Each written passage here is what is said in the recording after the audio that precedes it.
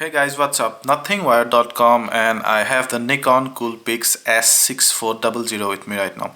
In this part of the review, I'm gonna show you what's in the box. So let's get started. That's the camera, you can see. Nothing much on all these sides. Here you get some quick specs. 16 MP maximum still resolution, CMOS sensor, back illuminated for better low light performance. Full HD movie, so you have at least 9020 by 1080 pixels worth of movies. Wide 12x Nikon zoom lens. You have a 3-inch LCD and it's a touchscreen. On the back you have the content in the box. You also have some pricing information here. Of course, that's an MRP. You might get it for a lot cheaper if you can strike a good deal though. So I'm gonna go ahead and open the box now.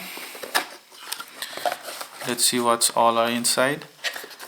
So right up you have the Coolpix manual.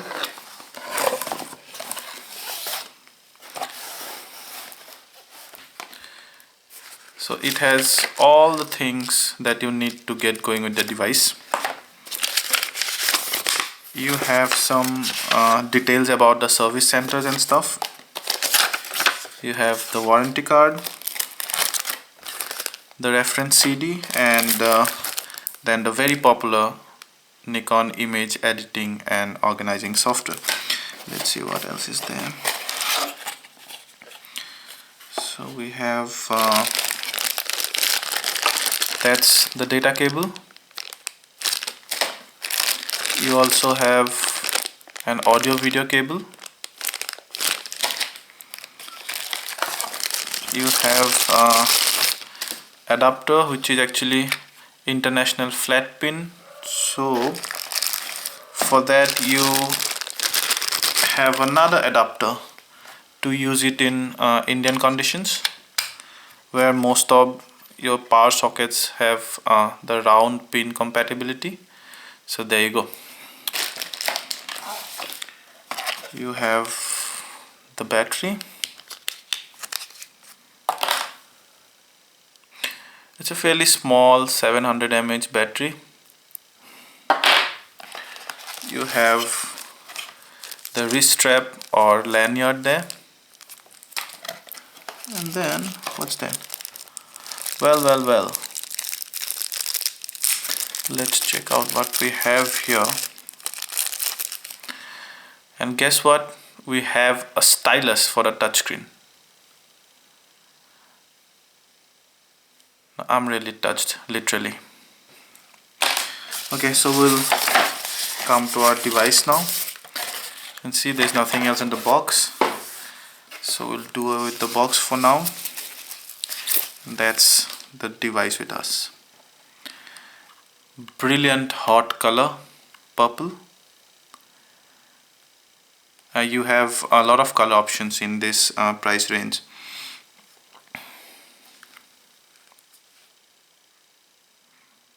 Big 3-inch LCD. So in the next part of the video, we're gonna take you a little deeper on the hardware tour of the device. Thank you.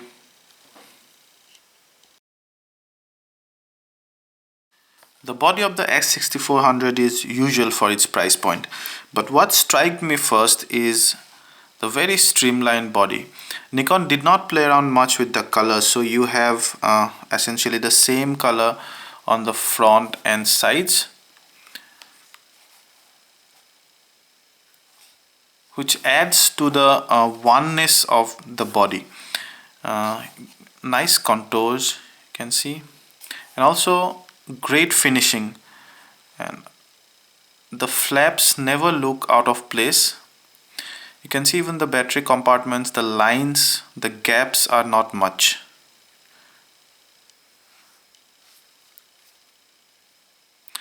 Yeah, so the front side you have the autofocus assist lamp, which also acts as a notification lamp during self shot.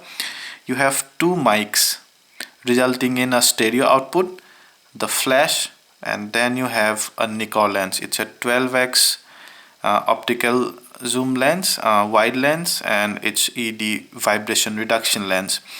What vibration reductions means here is that it will reduce vibration, and you can typically shoot at approximately 2 stops lower than what should be in a particular condition.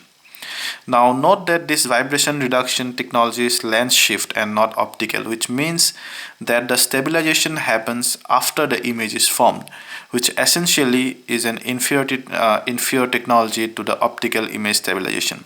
However, optical image stabilization comes in a little higher range of products. You have the focal range there, 4.5 till 54 mm, which at 35 mm equivalent would be about 25 till 300 mm. That's a very good range. That's the aperture range. Okay, so on top you have the power switch, the power release button, and the zoom lever.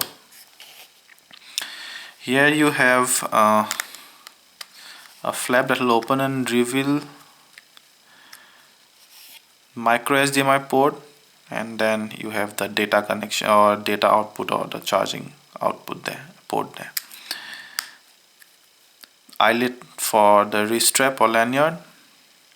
Bottom you have the tripod mount and the battery and SD card compartment. So I'm gonna insert the battery now. You can see it shows you how to insert the battery. Minus this side, you go minus this side, and there you go, the battery. It also shows you instruction to insert the SD card. It supports full-size SD card, mind you. So that's my full-size SD card. Close this. On this side you have the speakers. The back side is mostly dominated by the 3-inch LCD screen. It's very glossy, so it would attract a lot of fingerprints, as you can see. In fact, the whole body is glossy, so make sure to keep the wipe nearby. It has the scene mode, or the shooting mode, you can say, and then the playback button, the video recording button, and that's the flash lamp. And also while you're charging, this lamp will give you the status. You do not have any dialer, or you do not have more buttons here because the screen is a touch screen. There you go, it's a touch screen, all right.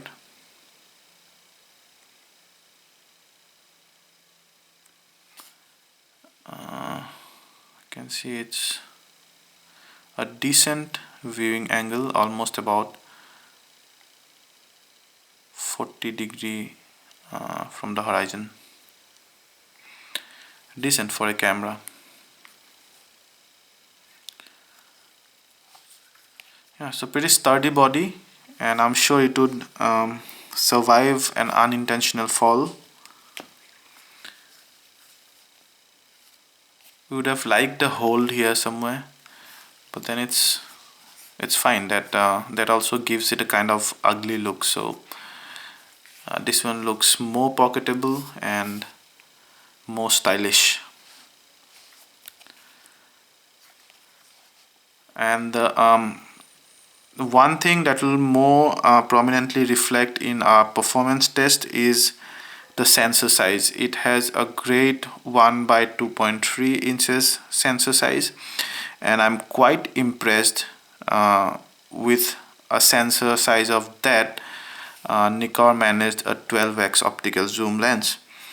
So you're gonna see how it performs with a good sensor. So we'll come back to you on the third part of the review with the software interface, and you can see our performance test more on our detailed review article. Thank you.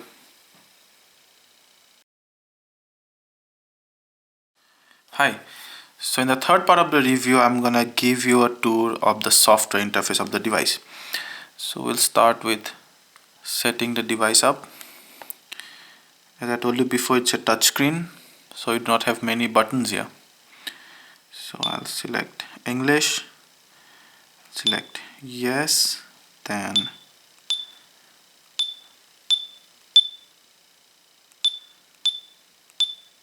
We go to New Delhi. Okay, I like the year, month, day format. Okay, I'll keep the time as it is.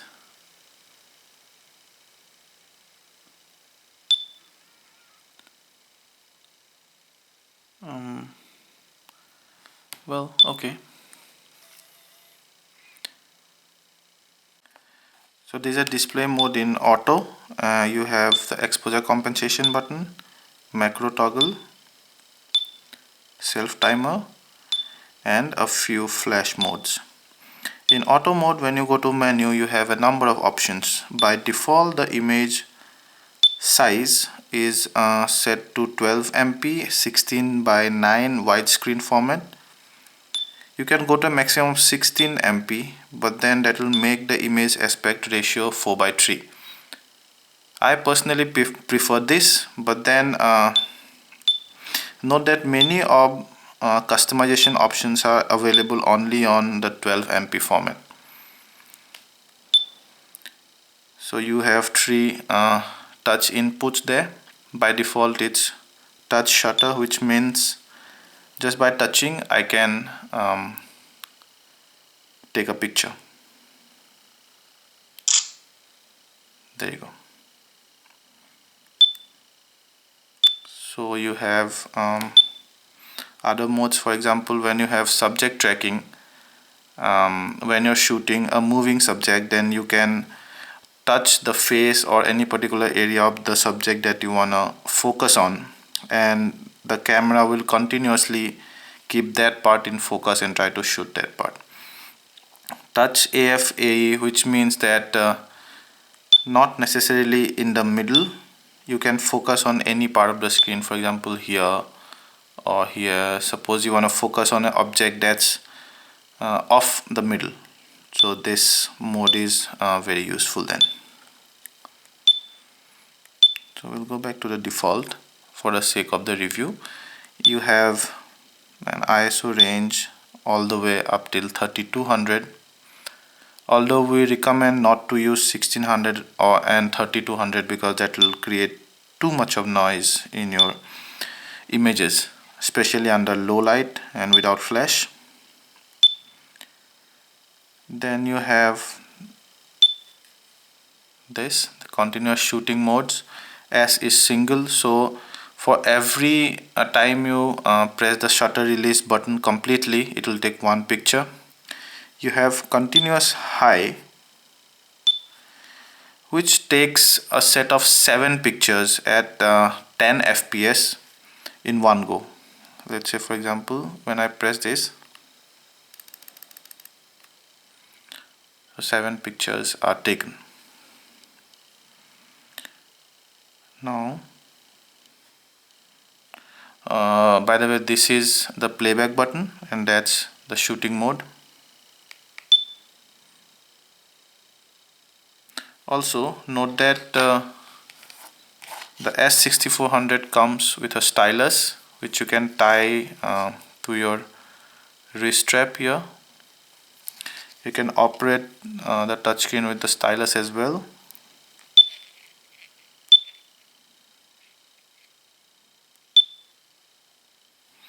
You can see one of 7, so 7 pictures taken. You can go to menu and you can choose all these options to do with that particular series of pictures. I'm going to delete it, so I'm going to delete one picture, the current picture that's shown, multiple pictures. I can select here, I can delete those selected, or I can select the entire sequence. So you can see the stylus is pretty precise, but then because I'm used to operating with fingers, so in this review I'll continue to use my fingers to operate. So let's go back to our continuous shooting mode, and here you have continuous low mode, which will click at a low FPS, but then it will click up to 19 continuous shots. So if you are not exactly running out of time, but then you need a series of event to be captured, then you can use this particular mode. The pre-shooting cache mode helps you capture that particular moment which just comes and goes in a flicker of a second. Now many times it happens that you just want to capture a particular smile or any such events that's gone before you blink your eyes. So what happens is when you press the shutter button all the way down, you actually end up capturing an image that's right after the thing is over or the event is over. So what this pre-shooting cache does is that it takes up to 5 pictures from the moment you press the shutter release button till the moment it goes all the way down. So you have the moment the event occurs, you have 5 pictures to choose from. So you do not end up missing even the shortest of events. Then you have an incredibly fast 120 fps continuous shooting mode, but then that's only available in VJ format. You have 60 fps, which is again available only with 1 MP image resolution mode.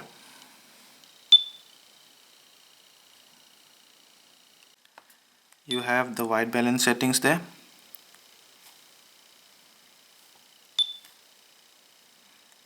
Then you have some quick effects. So when you have the quick effect on, then the moment you take a picture, it'll ask you whether you want to apply a quick effect or not.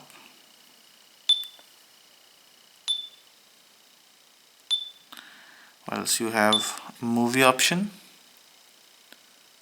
So here you can see it records at a maximum of 1080p.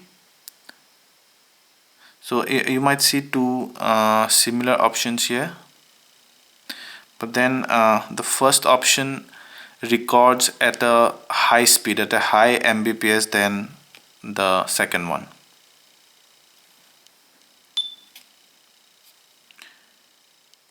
So you can choose your video recording to be open in high speed mode. Then you can select single autofocus or full time or continuous autofocus. The names are self-explanatory. So most of the options are available in single autofocus. In continuous autofocus, many of the customization options are not available, but then continuous autofocus, if you are recording a moving subject, then definitely a continuous autofocus would be needed. You can choose to reduce the wind noise. You have autofocus area selection. This is center and the target finding autofocus. You also have some system settings kind of stuff there. You can say, customize all these. A lot of customization options there as well.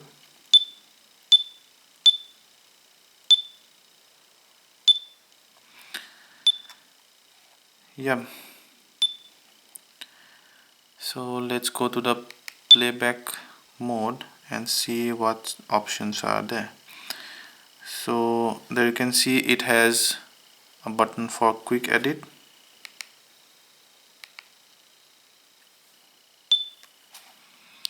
So once you press this, you have some quick presets.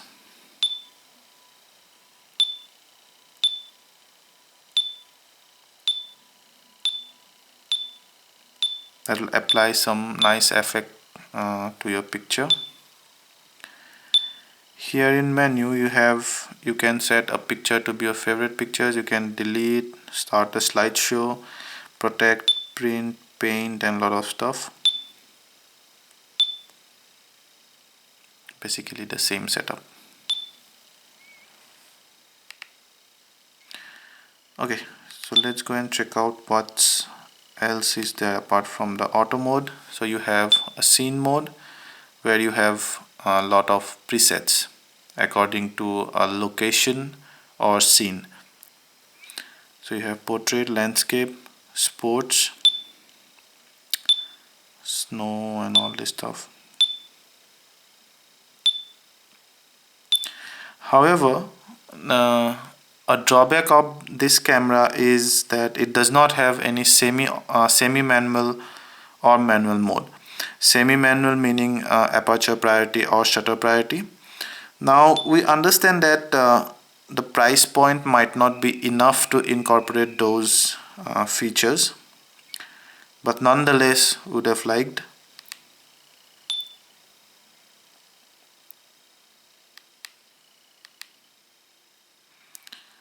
So you see in the scene mode you have some special effects.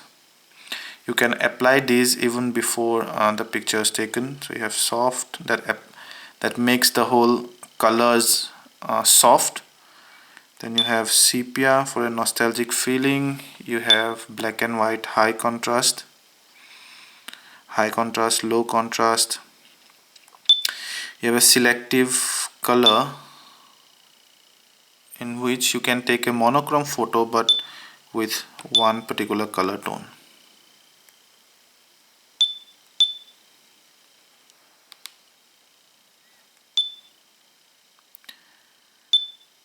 Then you have some other pop, vivid. So you can explore all this and see according to the situation whichever suits you better. Then you have a very cool feature called Smart Portrait, which according to me is one of the best features, one of the novelties of this camera. Now with Smart Portrait, now when you switch this particular setting on, then as the name suggests, it's mainly for smile detection and uh, clicking a picture when the person is smiling, so that you never miss that particular moment. Now leave it all up to the camera to detect the smile and take the photo automatically. How? Once you've set this on, which is now on, you just point it towards the person and it will show the familiar square. Now even without pressing the shutter button, you do not have to touch the camera. When the person smiles, the camera automatically recognizes it, and at that precise moment it clicks. A great way to click those smiling moments, because you're human, you might miss those, but then if you keep the camera pointing at that person, it won't miss it. We've tried it about 5-6 times. It never missed a smile, but then at times it misjudged some which are not smile as smiles and then clicked. But that's okay. If you have a few extra photos, that's fine, but then it never failed to detect a smile, detect and click a smile, which is a good thing. In this mode you again have the image resolution, then you have something called as skin softening. You can choose to soften the skin of the face. These are the degrees. We know often in portrait mode we would like the skin to come as a little softened and not the rough types. Then blink proof. So once it's on, the camera will detect and manages the blinks. You have the smile timer also here. So once it's on only, the smart portrait, the camera will detect the smile and click the photo without you having to press the shutter release button.